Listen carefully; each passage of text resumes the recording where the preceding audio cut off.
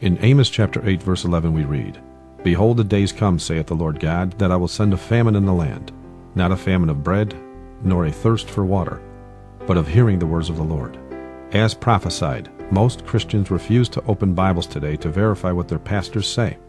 In this age of convenience, they have been conditioned to trust the pastors without question. This prophesied lukewarm mindset, as Revelation 3:16 calls it, has given rise to false preachers all around the world. These wolves in sheep's clothing can easily lie to their congregations, knowing with absolute confidence that the majority of their victims will never check up on them. As for the small number of Christians that do investigate their false message using the Bible, they are quickly kicked out of the churches so as to prevent the truth from spreading. To keep those remaining in the church happy, they now preach prosperity messages on how to gain wealth, amusing sermons, and even rock music mixed with gospel lyrics to keep the people entertained.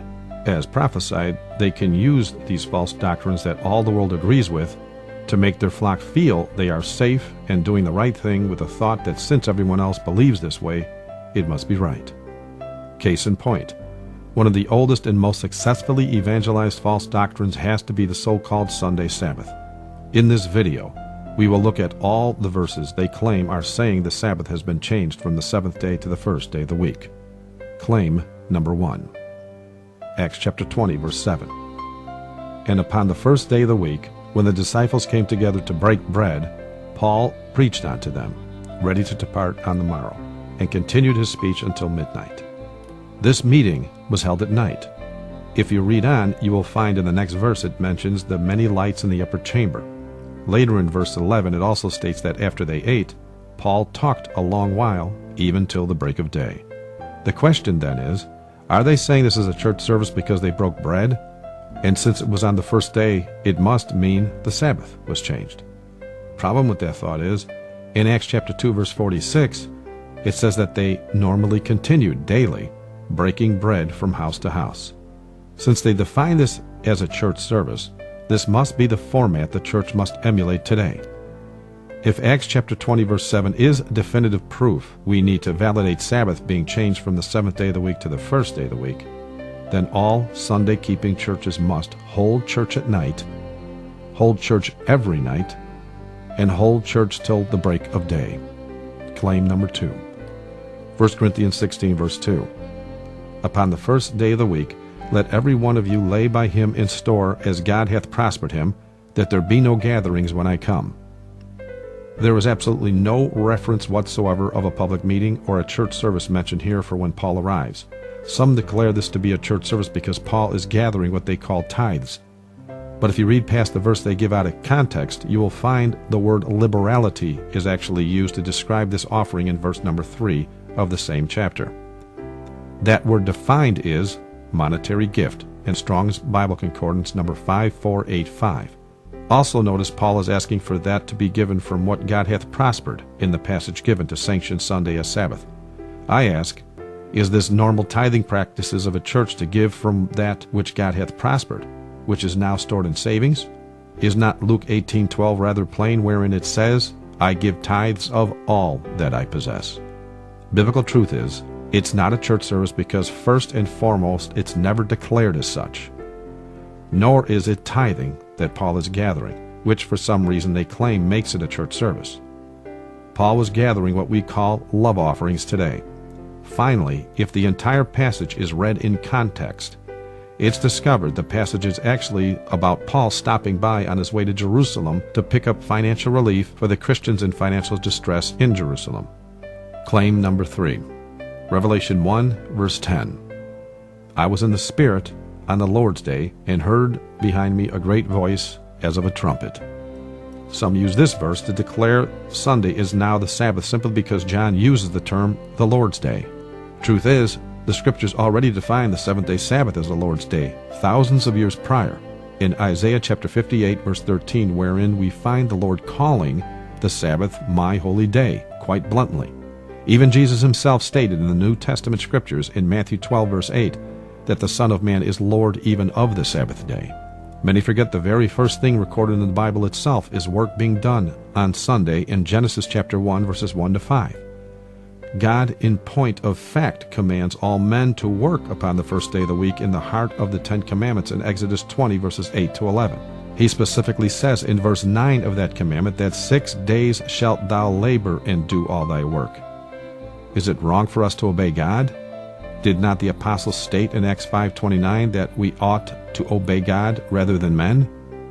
God calls Sunday a work day in Exodus 23 verse 12, Exodus 31 verse 15, Exodus 34 verse 21, Exodus 35 verse 2, Leviticus 23 verse 3, Deuteronomy 5 verse 13, Ezekiel 46 verse 1, and Luke 13:14.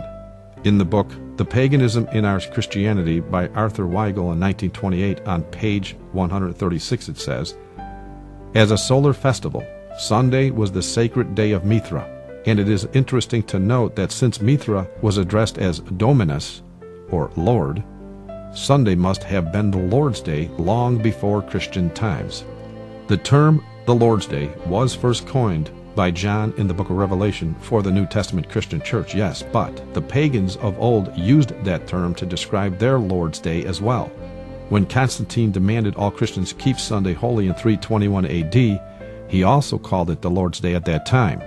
The warped history being preached by pastors today, wherein they changed what John referred to as Sabbath to what the pagan referred to as Sunday, proves the Vatican was involved in the prophesied end-time agenda, for they have admitted time and time again the following for all the world to see. The Catholic Church took the pagan philosophy and made it the buckler of faith against the heathen. She took the pagan Roman pantheon, temple of all the gods, and made it sacred to all the martyrs, so it stands to this day. She took the pagan Sunday and made it the Christian Sunday. The sun has worshippers at this hour in Persia and other lands. Hence the church would seem to say, keep that old pagan name Sunday. It shall remain consecrated, sanctified, and thus the pagan Sunday dedicated to Balder became the Christian Sunday, sacred to Jesus. As prophesied by Daniel 7 verse 25, this church has most assuredly tried to change times and laws of the Creator God. Claim number 4. Mark chapter 2, verses 23 to 28. And it came to pass that he went through the cornfields on the Sabbath day, and his disciples began as they went to pluck the ears of corn. And the Pharisees said unto him, Behold, why do they on the Sabbath day that which is not lawful? And he said unto them, Have ye never read what David did, when he had need and was an hungered, he and they that were with him? How he went into the house of God in the days of Abiathar the high priest, and did eat the showbread, which is not lawful to eat but for the priests, and gave also to them which were with him. And he said unto them, The Sabbath was made for man, and not man for the Sabbath. Therefore the Son of Man is Lord also of the Sabbath. Some have recently started using this passage to say the Sabbath is no longer valid because Jesus broke it or disregarded it when he was walking among us. First of all, nowhere in this passage does it say Jesus abolished or broke the Sabbath. What it does say here is the Pharisees assumed Jesus and the apostles were breaking the commandment by picking corn to eat. Yet Jesus proves with scriptural facts regarding King David, whom the Jews respected, that he and his apostles were not breaking Sabbath at all. Jesus clearly corrected the false teachings of the Pharisees here. If it was okay for David to relieve his hunger and the hunger of those with him by eating bread that had been consecrated and set apart for holy use, then it was perfectly okay for the disciples of Christ to satisfy their hunger by plucking the corn on Sabbath day as well. Both David and the apostles were in God's employment.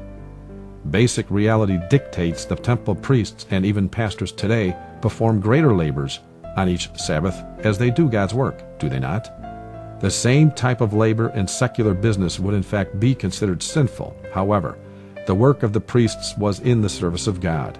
The labors they performed each Sabbath pointed to the redeeming power of Christ. Their labor was in perfect harmony with the object of the Sabbath day, so as to get the work done that brought souls into the truth. But now Christ himself had come and was walking among them. As all Christians will agree, the disciples were employed by God to do a holy and sanctified work. They were merely doing that which was necessary for the achievement of their heavenly appointed work on Sabbath day. Jesus